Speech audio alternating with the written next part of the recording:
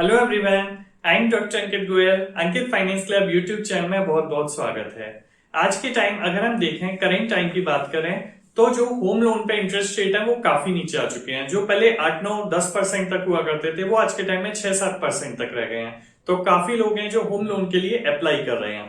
अब आप home loan के लिए अप्लाई कर देते हैं, एक तो आपको बेनिफिट मिलने वाला है कि इंटरेस्ट रेट कम है। दूसरा जो सबसे बड़ा बेनिफिट है जिसकी इस वीडियो में आज हम बात करने वाले हैं वो है कि आपको टैक्स बेनिफिट मिलेगा।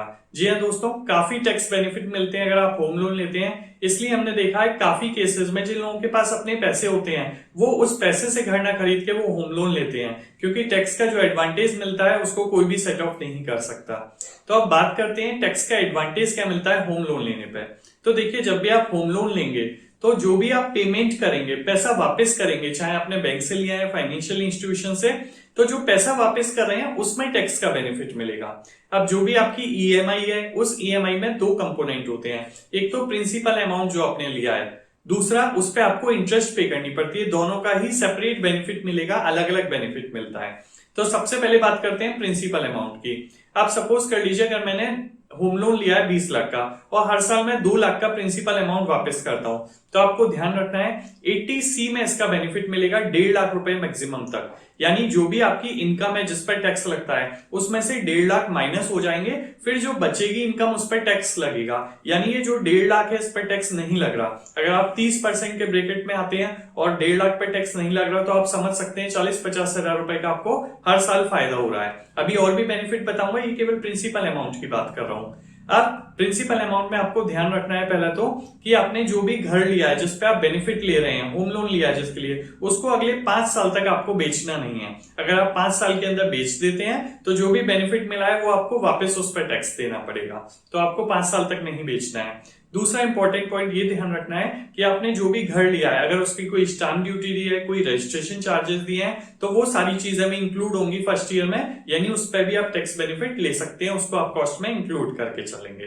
तो आई थिंक प्रिंसिपल अमाउंट को आपका आइडिया हो गया कि 80C में 1.5 लाख का बेनिफिट मिल रहा है। अब क्योंकि हम इंटरेस्ट भी पे कर रहे हैं तो इस इंटरेस्ट पे काफी अच्छा बेनिफिट मिलता है। तो देखिए, इंटरेस्ट पे कितना बेनिफिट मिलता है। इंटरेस्ट मीन जो इंटरेस्ट अगर मैंने घर खरीदा है, मैं किसी फाइनेंशियल इंस्टीट्यूशन या बैंक को पे कर रहा हूं, तो उस इंटरेस्ट का टैक्स बेनिफिट क्या मिलेगा।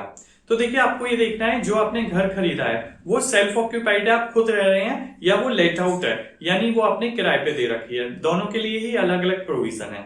सबसे पहले बात करते हैं, अगर वो घर सेल्फ ऑक्यूपाइड है, मेरा घर है, मैं खुद उसमें रह रहा हूं, मैंने किराए पे नहीं दे रखा, तो जो इंटरेस्ट का बेनिफिट है वो 2 लाख रुपए है। यानी 2 लाख का आपको टैक्स बेनिफिट मिल जाएगा इनकम पे, उस पर आपको टैक्स नहीं देना, ये मैक्सिमम लिमिट है। वहीं अगर वो लेट आउट है, वो किराए पे उठा हुआ है, तो जितनी भी इंटरेस्ट आप पे कर रहे हैं उस सबका टैक्स बेनिफिट मिल जाएगा, इसमें कोई भी लिमिट नहीं है। बट ये बात आपको ध्यान रखनी है, जो मैंने आपसे कहा 2 लाख या 1.5 लाख, अगर दो कंडीशन ऐसी हैं जिसमें लिमिट 30,000 हो जाती है। क्या है वो दो कंडीशन। पहली कंडीशन, आपने जो भी लोन लिया है वो किस पर्पज से लिया है। अगर वो आपने एक्विजिशन के लिए लिया है, खरीदने के लिए लिया है, तो 2 लाख का बेनिफिट मिल रहा है। बट वहीं अगर आपने वो रिपेयर्स के लिए लिया है, रिकंस्ट्रक्शन के लिए लिया है, यानी एक मंजिल और बनवानी है, कुछ रिपेयर कराना है, तो ये जो इंटरेस्ट है वो 30,000 तक का ही बेनिफिट मिलेगा। दूसरा प्रोविजन, अगर आपने जो घर ले रखा है जिसकी मैं बात कर रहा हूं 30,000 की, अगर उसकी 5 साल में कंस्ट्रक्शन नहीं होता तो भी आपको 5 साल के बाद फिर 2 लाख का बेनिफिट नहीं मिलेगा, 30,000 का ही बेनिफिट मिलेगा एनुअली। तो आई थिंक आपको प्रोविजन समझ में आ गए होंगे। अब देखिए, 2 बेनिफिट हो गए। एक तो 1.5 लाख रुपए हम 80C में माइनस कर सकते हैं, दूसरा सेक्शन 24 में हम 2 लाख रुपए और माइनस कर सकते हैं, तो 3.5 लाख का तो आपको बेनिफिट मिल गया। अभी बेनिफिट कुछ और है।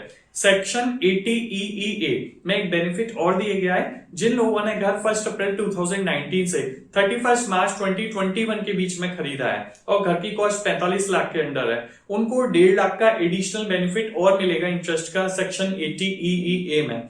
यानी इंटरेस्ट का 2 लाख का तो मुझे बेनिफिट मिल रहा था सेक्शन 24 में, 1.5 लाख का बेनिफिट और मिल सकता है अगर मैं 80EEA में आता हूं।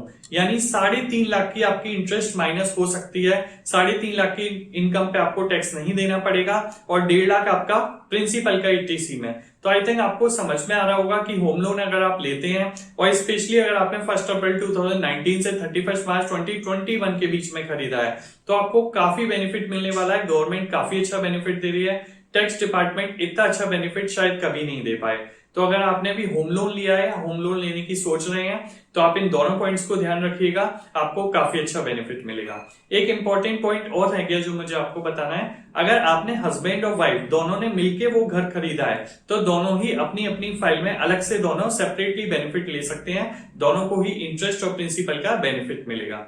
तो आई होप होम लोन से रिलेटेड, टैक्सेशन से रिलेटेड ये वीडियो आपके लिए काम आया होगा। चैनल सब्सक्राइब कर सकते हैं आप, साथ ही साथ बेल आइकन जरूर प्रेस करिएगा जिससे मेरे अपकमिंग वीडियोस के नोटिफिकेशन आपको मिलते रहेंगे। हमारे साथ बने रहने के लिए थैंक यू।